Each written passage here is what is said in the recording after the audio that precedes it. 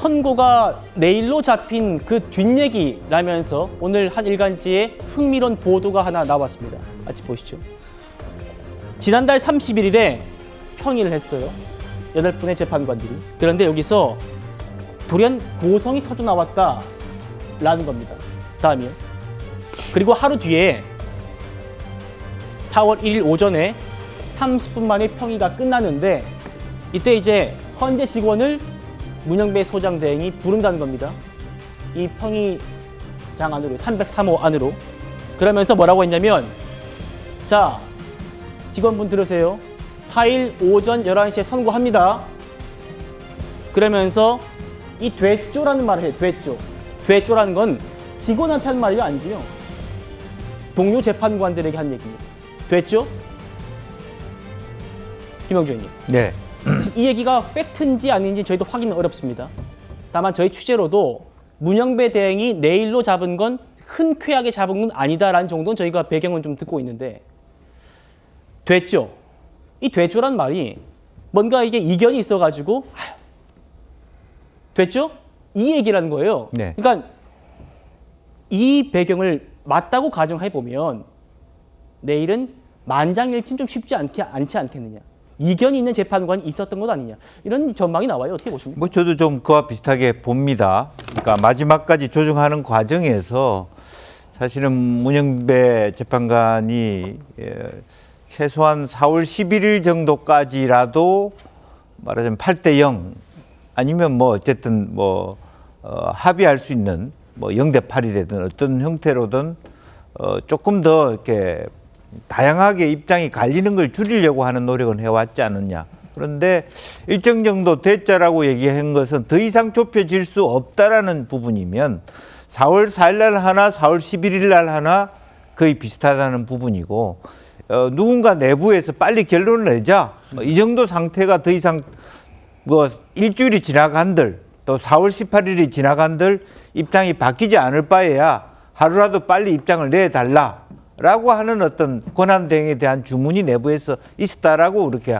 합리적 추측을 할 수 있지 않겠습니까? 네. 그러니까 실제로 권한대행 입장에서는 조금 더 시간을 일주일이라도 끌어서 8대0을 만들고 싶은 뭐 속으로는 그게 어떤 형태로든 그런 그 의중을 갖고 있었다면 내부에서는 더 이상 8대0은 안 된다라는 입장 속에서 그렇다면 자기 입장들을 고수되는 상태에서 시간만 더 끌어서 될 일인가 마무리하자라는 의견들이 다수 나왔고 마지못해 그것을 문영배 권한대행이 받아들인 거 아닌가.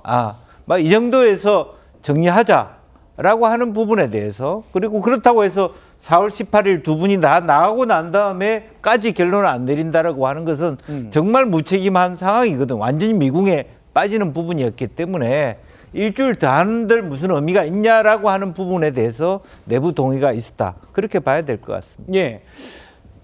누군지는 모르겠지만 문영배 대행에게 좀 반박을 했고 항의를 했고 그러니까 문영배 대행이 됐죠? 라면서 날짜를 잡았다. 마지못해 잡았다. 그렇게 추측을 좀 해볼 수는 있을 것 같습니다. 김은경 대변인. 여기서 저희가 하나 더 추측할 수 있는 건요.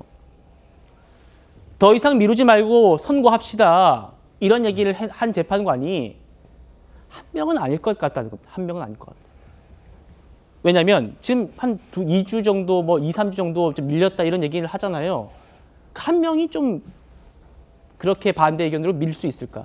그리고 이렇게 됐죠라는 얘기를 하는 거 보면 뭔가 좀 복수의 재판관들이 좀 뭔가 저항을 했거나 반박을 했거나 그랬을지 않을까라는 얘기를 좀 하더라고요. 어떻게 보십니까? 그러니까 아무래도 분위기가 문영배 대행께서 좀 미루고자 했는데 분위기가 심상치 않았던 거죠. 그렇기 때문에 본인이 원해서 4월 4일 선고를 하겠다는 게 아닙니다.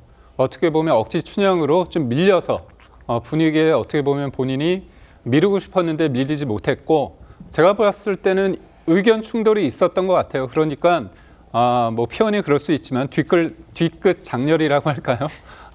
됐죠? 이런 거 아닙니까?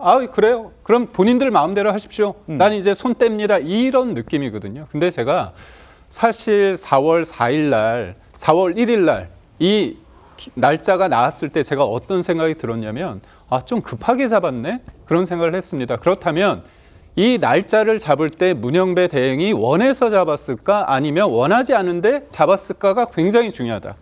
문영배 대행 같은 경우는 우리가 볼 때 본인도 그랬지만 우리법 연구에서 가장 왼쪽이라고 하지 않았습니까? 그리고 이분은 이제까지 판결의 어떤 결정의 성형상 대통령을 탄핵할 가능성이 큰 분입니다. 근데 이분이 본인의 의사에 반해서 선고를 한다는 건 뭐냐면 기각이나 각하를 원하는 사람들이 있다는 걸 반증하는 거고 저는 이번 주 말고 지난주 월요일 상황이 되게 의미가 있습니다. 그게 뭐냐면 한덕수 권한대행이 월요일 날 잡혔습니다. 근데 저는 늘 얘기했듯이 한덕수 권한대행 그 월요일은 당겨 잡은 겁니다. 그것도 원래 좀 나중에 잡으려고 했는데 사람들이 이게 문제라고 한 거예요. 왜 문제가 있냐? 그 전주에 이재명 대표께서 최상목 권한대행 관련해서 광화문 한복판에서 직무유기 혐의로 국민 누구나 현행범으로 체포될 수 있으니 몸조심하라 얘기했습니다. 예. 그때 사람들이 얘기했죠. 야, 한덕수 권한대행이 이 쉬운 문제 왜 안 푸냐? 이 문제를 풀어야지 민주당이 최상목 권한대행 흔들지 못한다 그 얘기를 했습니다. 그래서 제가 볼 때는 원래 지난주 목요일이나 금요일 날 것을 월요일로 당겼다. 이건 민주당에 대한 일종의 경고다 저는 그렇게 해석을 했습니다. 근데 그 상황과도 비슷한 겁니다. 지금도. 늘어지는 것을 안에 있던 분들이 야 이재명 대표나 민주당에서 특히나 김어준 씨는 뭐라고 얘기하냐. 우리 탄핵한데 헌법재판관들을 탄핵한다. 상상력을 발휘해라. 그렇게 압박을 엄청 하고 있거든요. 그 안에서 또 문영배, 이미선 그 재판관 임기를 늘린다. 마은혁을 뭐 임명하지 않으면 쌍탄핵한다. 복잡해지는 겁니다. 그렇다면 더 이상 미룰 수 없다. 이거 우리가 결정을 해야 된다. 그래서 제가 볼 때는 설왕설래하면서 다툼이 있었고 그 다툼 속에서 문영배 대행께서는 감정이 좀 상해서 불러놓고 됐죠? 이렇게 하지 않았을까. 이것도 이제 김경 대변인의 저의 추측입니다. 생각입니다. 그렇죠.